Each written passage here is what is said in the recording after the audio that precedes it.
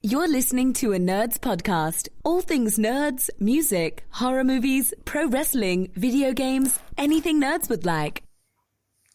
Once again, back with another Nerds podcast today. Today, I'm really happy to have this amazing front person for the band. Her name is Annie B, and she's the lead singer of the band, The Complication, a hard rock band based in the Midwest, Illinois, and Wisconsin.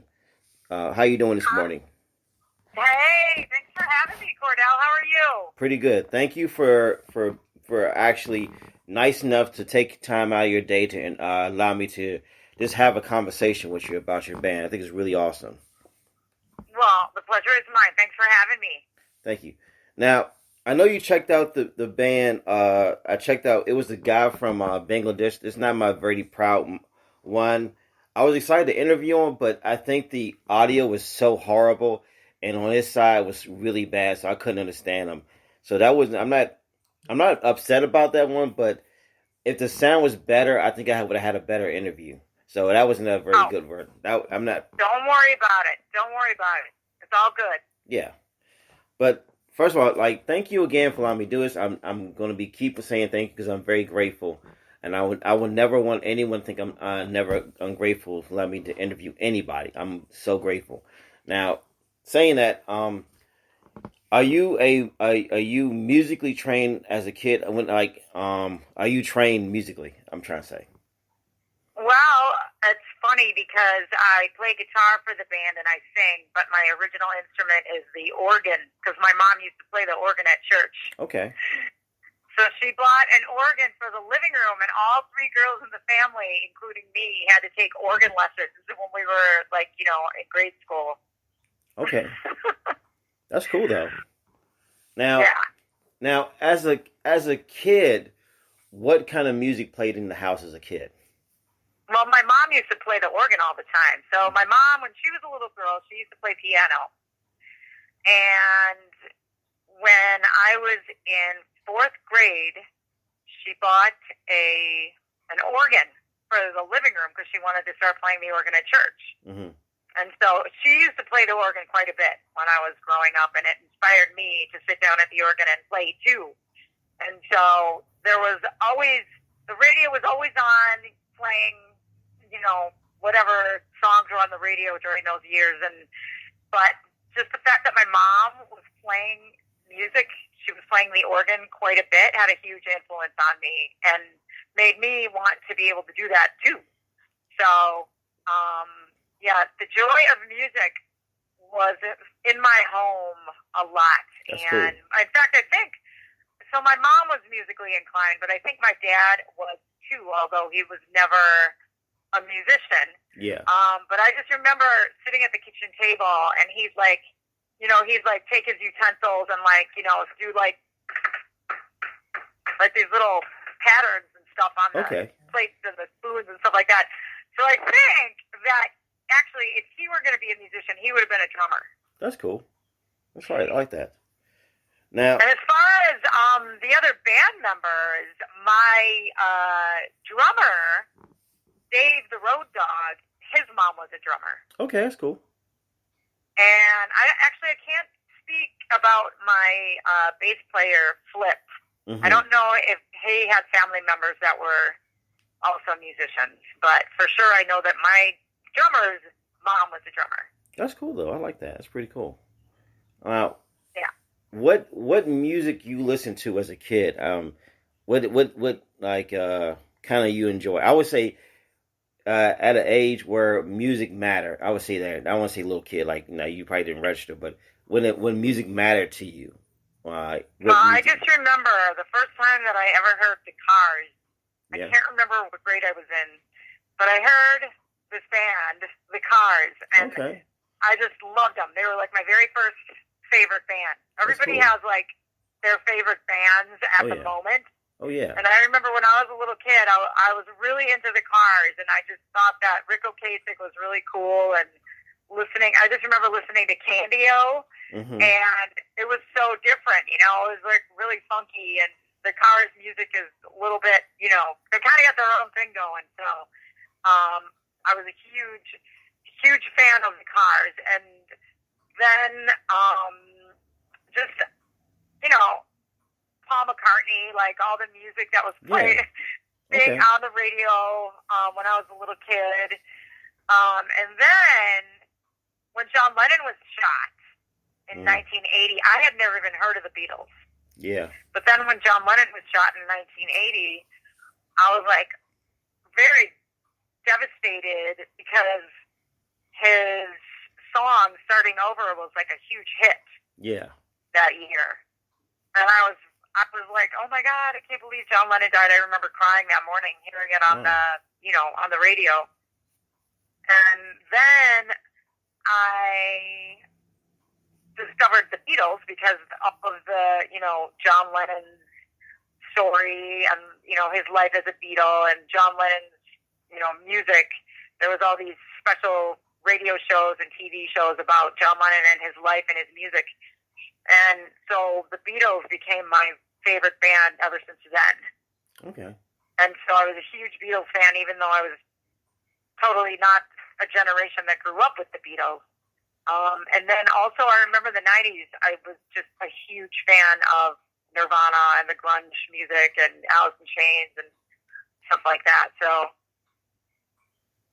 okay, those artists had a really big influence on me. In fact, I think vocally, Alanis Morissette had a really huge influence on me because when I first started playing in bands in the early 90s, Alanis Morissette was just blowing up. Yeah. And so, as a singer, people can hear the Alanis Morissette influence in my singing. But I'm also a huge fan of, really powerful female rock singers like Ann Wilson, Pat Benatar, Grace Slick. That's cool, though. I like that. That's pretty cool. Now, would you say you're a child of the 80s, or what era would you say you could say you pinpoint? Well, I think I'm a child of the 80s and the 70s because I was a little kid in the 70s, but I was really into music, and I started playing music in the 4th grade. So both the 80s and both the 70s and 80s were like what I grew up on. Okay. Now, what is your first band? I mean, I should say this. Is this your first band, or do you have bands previous to this? I'm trying to say it right. So I started playing gigs. I started going to the open mic night and stuff, playing my original songs in the early 90s. And so I kind of started off as a solo singer-songwriter in the early 90s. And then I lived in Reno at the time, and I put a band together in Reno. And that band started doing really well, but Reno isn't very big, so we wanted to move to a bigger market. So the band moved up to Seattle in 1999, and then the band broke up. Yeah. And the other band members, all the band members except for myself, moved back to Reno. But I wanted to move to either New York or LA when we were talking about moving out of Reno. But the drummer's wasn't married, but he did have a kid, and the kid was living with the mom up in the Seattle area. So that's how we ended up in Seattle. But then when the band broke up, I moved down to LA. I literally had no friends, no family, nothing. I just drove down there and stayed in a youth hostel for a week or two, and ended up, quickly finding a place to live and a job. And I had another band in Los Angeles. That band originally was called Breather, and then we changed the name to Shut Up Marie because at that time there was another band, actually based out of the Chicago area, called Breather. So the band changed the name to Shut Up Marie. And Shut Up Marie actually did really well in Los Angeles while we were down there. We played on the Sunset Strip, the Whiskey A Go Go, and the Viper Room, and the Troubadour, and all the bands, on the Sunset Strip. Yeah. And so Shut Up Marie, actually we ended up doing really well on the radio too. We got a lot of We got some college radio airplay and some commercial radio airplay on the new music shows, like on Sunday nights on commercial radio stations. Okay. And then, so that band was, I guess you could say that band would be like a punk metal band. And Okay. so, All right. I don't know if you remember the Vans Warped Tour. Yeah, I do. So the Vans Warped Tour would have been a perfect opportunity for Shut Up Marie. And Okay. a lot of bands got their, foot in the door Oh, yeah. by working for the Vans Warped Tour in some Yeah. capacity. Mm-hmm. So I got the opportunity to work for the catering company Okay. that went on tour Okay. with the Vans Warped Tour. And so that was a 2-month gig, and I had to quit my job. Mm-hmm. And I also was thinking about moving, so I figured, well, I'm gonna put my stuff into storage for those 2 months because I was thinking about moving to a different apartment anyway. Okay. So I quit my job and I moved out of my home, and I took this gig working for the Vans Warped Tour, and then I got fired on day 4. Oh, God. So I was like, what am I gonna do?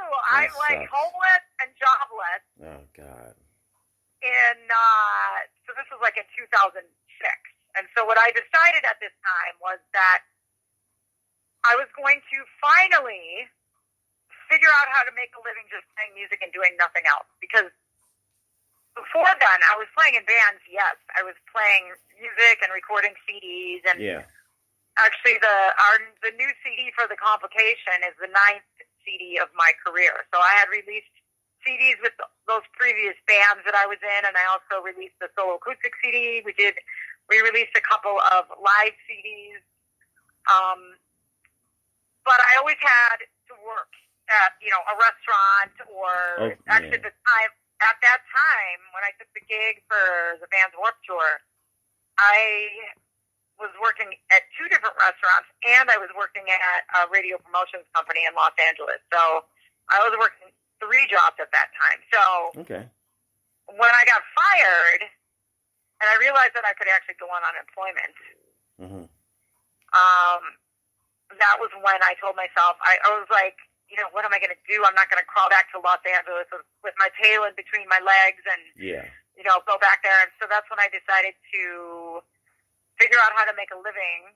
And that was when I started the year that I basically was homeless. I just was homeless. I lived in my car for a year, just driving around the United States looking for gigs and couches. And that's what I did for like a whole year between 2006 and 2007. And it was a pretty amazing experience. Okay. Now, sorry. During the daytime hours, I was like calling, venues and trying to book some gigs, and then, trying to secure as many accommodations as I could. Yeah. Asking if they could provide a hotel, but sometimes I didn't know where I was going to sleep that night. Yeah. So it was a very interesting year, but it was a huge adventure, and I must have had a couple of guardian angels looking after me, because I ended up safe every night. I ended up, being safe, and That's good. That's a good thing. That's like good. Yeah. I like it good was stories. quite the adventure. I've got some amazing, really crazy stories of that year. That was fun. Shoot. That's crazy by itself. Now, when did you meet the other members to create the band, The Complication? So when I was living in my car for a year, I actually, at some point in 2007, I wanted to have an address. So I kind of wanted to, I was kind of done with living in my car. And I fell in love with Texas and absolutely fell in love with Austin. So I found a roommate situation in Austin, and I came home for Christmas in 2007. And I thought I was just going to be home for a week or 2. Well, my dad was, my mom was in the hospital when I came home for Christmas, and my dad had Alzheimer's. Okay. So I came home for Christmas thinking it was just going to be like a week visit or maybe 10 days. And I never left. Yeah. Because I had to take care of my dad. Yeah. Who had Alzheimer's, and we had to figure out what was going to happen with my mom. And my mom and dad had to move into assisted living because their living situation, they were living at home, and it just wasn't safe anymore. Yeah. So I came home and I pretty much took care of everything for my parents, and I put a band together in my hometown of Milwaukee shortly thereafter, and that band was called Annie B and the Vagabond Company. And so we released a CD in 2011, and then around 2014 or 15, the band's sound got a little heavier. Okay. Because that was kind of more or less like a pop rock band, Annie B and the Vagabond Company. And we have stuff on iTunes and stuff that you can find. Cool.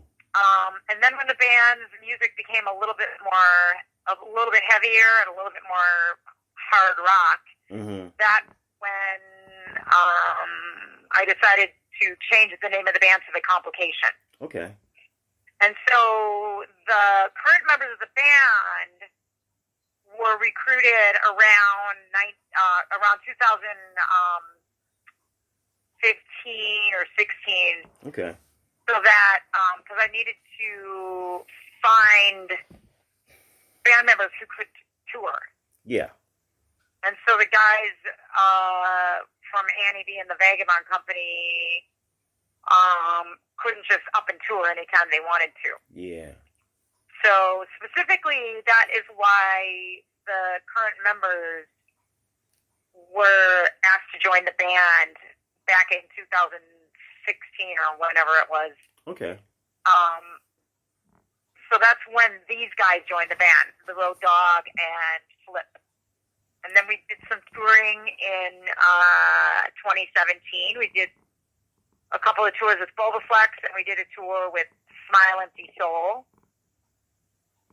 And then we weren't doing a lot of touring in 2018 and 19, and then we were going to relaunch the band right before COVID hit. Yeah. In 2020. Okay. So we're really itching to get back out there, either later this year or, next year. Hopefully things are going to be back to normal. Me too. That'd be awesome. Later this year or for sure by next year. So. That's cool. I like that. Now, I want to talk to you about your new album. I actually misunderstood when I read it because I kind of read it all together. But like the album is called Sanctuary Hell.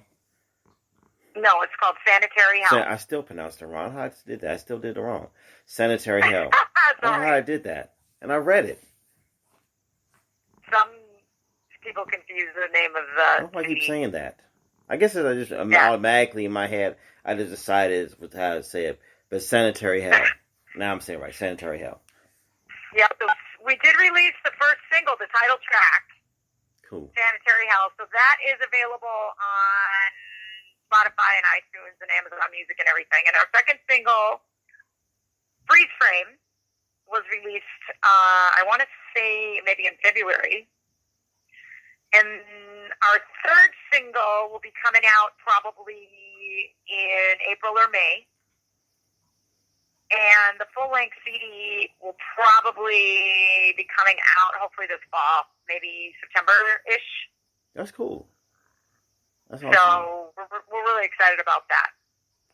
But yeah, so Sanitary Hell and Freeze Frame. By the way, that is not a cover of the Jay Giles song Freeze Frame. Okay. Both Sanitary Hell and Freeze Frame, you can find those on your Spotify or your iTunes or your Apple Music, and the name of the band again is The Complication. Yeah. Cool. And then the full-length CD will be coming out probably in like September or maybe October this fall. That's cool. I like that. Now, I'm pretty much I know the answer to the question, but I'd like to ask anyway. Like, what, as writing songs, is it a collaboration? I'm assuming you do most of the writing, but does any other bandmates, like, add anything to it, or is it just by yourself you do all the writing? Well, the Sanitary House CD has quite a few songs on there. Probably, I don't know how many, at least half of them, that were collaborative. Okay. Or they were a collaborative effort between all three band members. Cool. There are some songs on there that were just written by me, and there's actually a song on there that was written just by the bass player, Flip. Okay. Actually, the song that he wrote is a new version of a song that he released on his solo record. I can't remember when his solo record came out, but that was, that was prior to when he joined the band. And so we have a song on our CD that there's a different version of that song, the original version on Flip's former CD. So that'll be fun for our fans to take a listen to that song when that song comes out and the original version of it. So, but yeah, I mean, we do typically write our songs as a collaborative effort. In fact, I think, I prefer to write songs as a band. Yeah, it's a good idea. It's so much more fun because the creative process when you're bouncing ideas off of the other band members, it's really, really cool. It's really fun, and the energy is pretty amazing. Yeah, it's pretty cool. Like, yeah. What is like as the when you did get a chance to go out and play venues and stuff, as the scene in your area, is it a very big scene where you can play music, your style of music? Is there anyone close to y'all, or wouldn't even know what I know it's a genre like hard rock, but is there any bands around there that are also collaborative, or not even collaborative, but are really positive to play with? Besides, Well, yeah, I mean, there's bands that we try and play shows with in different markets around the U.S. There are local bands here that we like to play shows with that we've developed some relationships with. But if you want to be able to have a sustainable career as a musician, if you're able to tour, that is going to allow you to make a better living. I believe if you can tour, you're going to be able to reach more people than just the people in your local market when it comes to going out and playing shows and making that money, tour money, because that's another revenue stream. Yeah. So artists need to have different revenue streams. We have to have our music, we have to have our music available for streaming and for download online, and we have to try and, it's good if you are able to get your music, placed in, games or movies or commercials or TV shows or whatever, the licensing side of it. Yeah. And then the live show side of it, that's another revenue stream. So, that revenue stream is going to be more lucrative if you're able to do some touring. So we try and make sure that we're able to tour. In fact, like I said, that's the reason why I kind of revamped the band in 2016, is so that we could tour. Yeah. And it's hard to find touring musicians when you're an indie band and you're unknown and nobody knows who you are. Like, everybody wants to, audition to play for, to serve if they need a new, bass player or whatever. Yeah. But it's a lot harder when you're an indie band trying to find people that can tour, because the reality of it is you might not be making a lot of money on that first tour, or on that first few years of touring. Yeah. Yeah, that makes sense, though. Yeah, I understand. I'm curious about this one. Like, I'm trying to say this right way. Harry Ron's one time said in an interview that when he and his band went on tour, he would refer to, even though it's his music, they're basically covering their own songs. Like, they're a cover band for their own band, but they wrote the songs. Do Do you feel that way? Do you feel like, and it's not like it's not a, this is more curiosity, not like, if you feel like when you go on tour and you play your songs, do you feel as if you're almost like a cover band of your band? Just curious. Oh, I understand what you're trying to say. I guess I don't, but I could see how Henry Rollins would feel like that, because after a while you kind of get sick of playing the same songs all the time, and you feel like you're a cover band, playing the same old song. Yeah. I could see that, but we don't feel like that. Okay.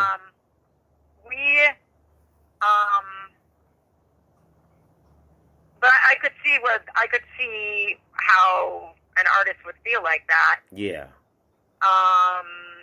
But that's a very interesting question. I never really even thought about it. Yeah, I never either. As he said it, because he was referring to when he did the Memphis 3 album. It was an tribute album for the Memphis 3, some young boys back in, I don't know, 2010, or maybe it was not even 2000. It was like 1993 or something, like 10 years prior to whenever the album came out. And they were on trial, and the trial was absurd.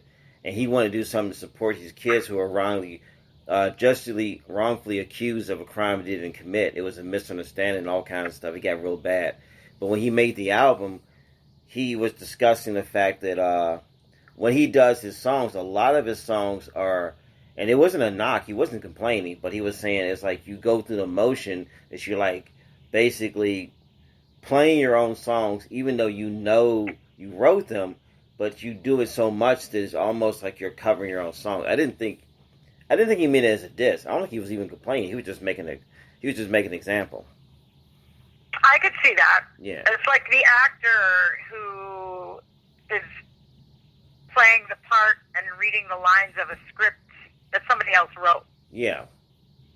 So you got to play the part. Yeah. You have to be, you have to be on stage and be that big personality and play that role, which is sometimes it can feel like that. It can feel like I have to be like I have to do this, I have to do that, I have to jump around on stage and be this crazy front woman or something, and so in that sense, sometimes I can feel like that every once in a while, because it can be very tiring, when you're on stage or when you're on tour, especially if you got to do a lot of driving. Sometimes you don't get a very good night's sleep the night before, and then you got to put on the happy face and put it on the rock and roll face and hold up your double horns, and so that's that. But it's like, if that's what I have to do, I'm happy doing it, because ultimately, at the end of the day, people that are showing up to see us, they love our music. So that is something that we are incredibly grateful for. And so we want to make sure that we give them everything we got. Even if we didn't get a good night's sleep, I want to be able to give our audience everything I have to give, so that they know that, I appreciate the fact that they're fans of our music. Cool. I want them to remember the show. I want them to be like, wow, that was so awesome. Yeah, I like that. You know what I mean? Yeah, definitely. I know exactly what you mean. Yeah. I'm not a musician. I have no musical talent. And, it's always fun to hear people talk about their musical passion and what goes into doing it. I think it's amazing. It's cool. I'll never get tired of hearing it. I don't care what level or what era, what part of, if you're big or small, whatever, it doesn't matter, because you're doing something that you wanted to do. You set out to make sure this dream happened. And it should always be, commended when someone does that, because a lot of people won't even try. They give up before they even try. And the fact you've been doing this for so many years and you're a veteran in this game right now, it's amazing. I think it's awesome by itself. And before I ask you this, like I got a few more questions, but first of all, I want to thank you again for allowing me to do this because I'm very, very appreciative. I just want you to know I'm never gonna keep saying that. Not keep saying that. Oh, the pleasure is mine. Thanks for having me. Cool. And this first question I realized I should have asked you when I asked you as a young kid. I should ask you, but I don't think it matters wherever the row of questions happen. I mean, as long as I put the question in there. The first question I'm gonna ask you is this: like, what was it like the first time as a musician you got on stage and it could have been a small coffee house? What was it like when you started playing your own music for the first time when people were just watching you play it? How did that feel? That was a day I will never forget. When I first played my very first original song in front of an audience. I was living in Reno, and I started writing songs. Actually, I ended up in Reno for graduate school. I was going to be a PhD clinical psychologist. I was actually in a PhD program getting my degree to become a psychologist. And my first year of graduate school, I was so depressed. I was just completely did not belong there. I was really depressed, philosophically, spiritually, just everything was wrong about it for me, being in that program. And so I came home for the summer after my first year of graduate school. I came back to Milwaukee for the summer, and I called up my college sweetheart, and I said, would you teach me how to play guitar? Okay. And my college sweetheart, actually, he still plays in the same band. It's like a blues rock band. Okay. And they still play at the Wisconsin State Fair every year. The name of the band is Southbound. Okay. And so that's kind of cool because I still stay in touch with them. I try and see them at State Fair every year here in Wisconsin. But I was always interested in music, and I never pursued it. Like, you know, I took 5 years of organ lessons when I was in grade school. In high school, I wasn't really doing much besides chasing boys and stealing liquor out of my dad's liquor cabinet. Yeah. But then in college, I started taking voice lessons because I was interested in music, but I knew that I had to make the smart choice and go get your PhD and get a good job and get a good job as a psychologist and playing music. Oh, that's such a tough business. It's hard to make a living. And so I was always interested in it, but I just kind of felt like I needed to be, do the smart thing and go get a good job and, reliable job and stuff like that. So, so then after my first year in graduate school, when I realized that I did not want to be a psychologist, at least I didn't want to study at the program where I was, I came home for the summer and I called up my college sweetheart and I said, would you teach me how to play guitar? So because I had 5 years of keyboard when I was a little girl, I was just like, I knew a lot of music theory. And so I was up and running and writing songs like within the first month. Like he showed me like 5 or 6 chords and like the 9th chords and I was like off and running. And I was like, that summer I could not put my guitar down. Like I played until my fingers bled. That was me. Wow. So I started writing songs that summer, and then I went back to Reno to figure out if I should, maybe give it a second chance, this PhD thing. So I went back to school in the fall, and I also started seeking out experiences that I could have with, learning about playing music and stuff like that. So I started going to the open mic night in Reno, and I just remember thinking, I'm gonna play a song at this open mic here, like in the next month or two. And so I was too scared and nervous to do it by myself. So I convinced one of my roommates in the house where I lived when I was in graduate school. I convinced one of my roommates to learn this song that I wrote. Okay. And so she sang like the lead vocal line, and I sang the harmonies. Cool. And I could play guitar, you know, I could strum some chords on the guitar, so I wasn't worried about that part of it, but I just really wanted to be really good. Okay. So I thought, I'm gonna come out the gate running, and I'm gonna play my very first song in front of an audience with like singing harmonies and so I sang this song. My roommate sang the lead part. I sang the harmonies, and I played guitar. It was called "Follow Your Heart," and the song was about how, you know, I can remember the lyrics. It goes this: they say the reason people fear things is because they know that's what they are. They say that the earth is round, but most people don't look that far. They say that the good finish last, but they never really know who they are. And then the chorus goes something like, who are you anyways? And baby, who am I? Sometimes I look to the Lord above. Is he out there in that deep sky? Mm-hmm. I can't remember all the words of it, but it was like I was obviously trying to find myself. Yeah, right? yeah. That's right. And so I sang this song, and I sang it with all my heart and soul. And when I got done with that song, the audience was like clapping hysterically. Cool. And it made me smile, and it warmed my heart. That's cool. And I was like, oh my God, this is what I need to be doing with my life. Yeah.